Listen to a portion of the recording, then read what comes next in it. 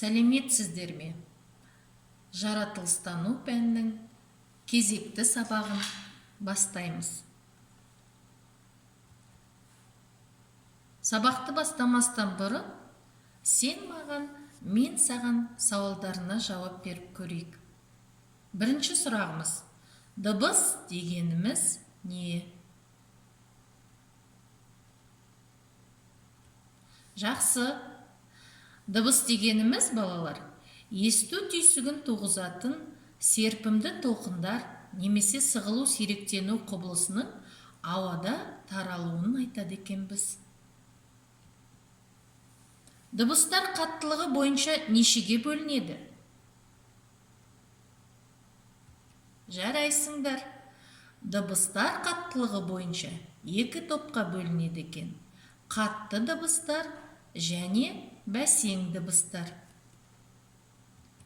Олай болса, балалар, біз дыбыстар тақырыбын әрі қарай жалғастырып, бүгінгі жаңа сабағымыздың тақырыбы жануарлар қалай дыбыстайды деп аталады екен.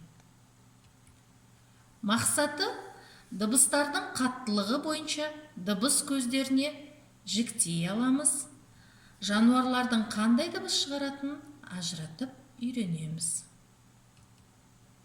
Балалар, жануарлар қалай және неліктен дыбыстайтынын білу үшін біз мына бейне жазбаға назар аударамыз.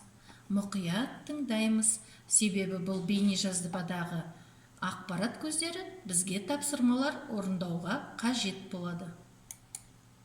Балалар, жануарлардың түрлі дыбыс шығаратынын біз білеміз. Ендеше тақтадағы суреттерге қарайық. Бұл жануарлар бізге таныс па? Жылқы, ит, сиыр, мысық, сауысқан. Жылқы кісінейді, ит үреді, сиыр мөңірейді, мысық мияулайды, сауысқан шықылықтайды. Ендеше бәріміз тақтаға назар аударайық. Дыбыстарды мұқият тыңдаймыз. Аю ақырады, арыстан ырылдайды, жылан ысылдайды. Балалар, осы жануарлардың дыбыстарында қандай айырмашылықты байқадыңыздар? Кейбір жануарлардың дыбысы қатты болады екен, кейбір жануарлардың дыбыстары бәсең шығады екен. Балалар, осы сіздер білесіңдер ме? Жануарлар неліктен дыбыстайды? Олар дыбыстарын қалай пайдаланады? Ендеше келесі тапсырманы орындайық. Жануарлар түрлі дыбыс шығарады. Мысалы, арыстан. Арыстан неліктен дыбыс шығарады? Арыстан басқа жануарлар жақындаса, өз аумағы екенін ескертіп ырылдайды екен. Келесі саршұнақ. Ол неліктен дыбыс шығарады? Саршұнақ қауіп сезсе, өзінің шиқылыменен маңайындағыларға хабар береді екен. Ал келесі ит неліктен дыбыс шығарады?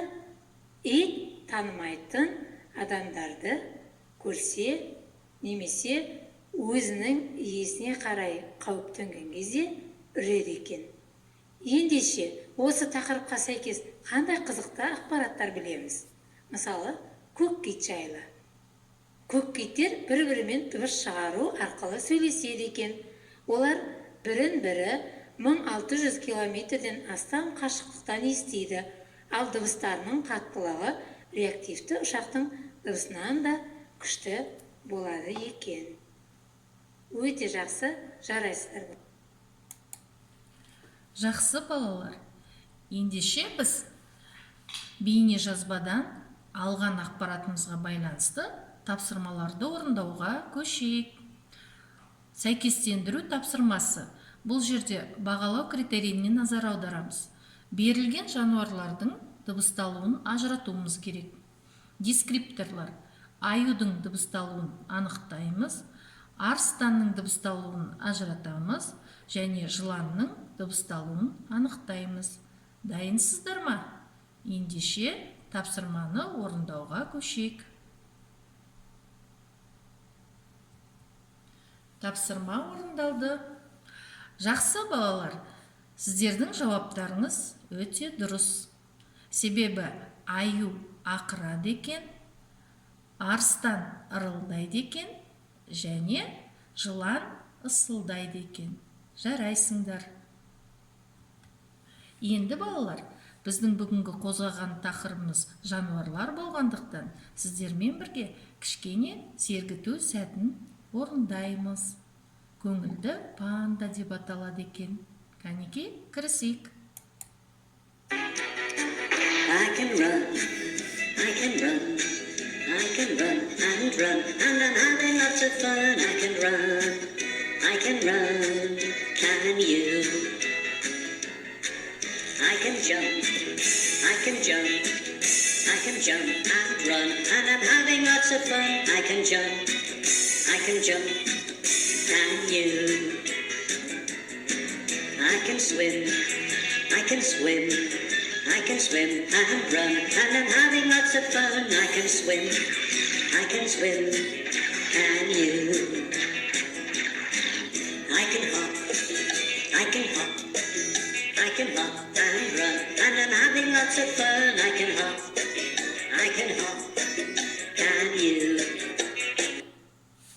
Өте жақсы балалар, көңіл күйлерің көтеріліп қалды ма?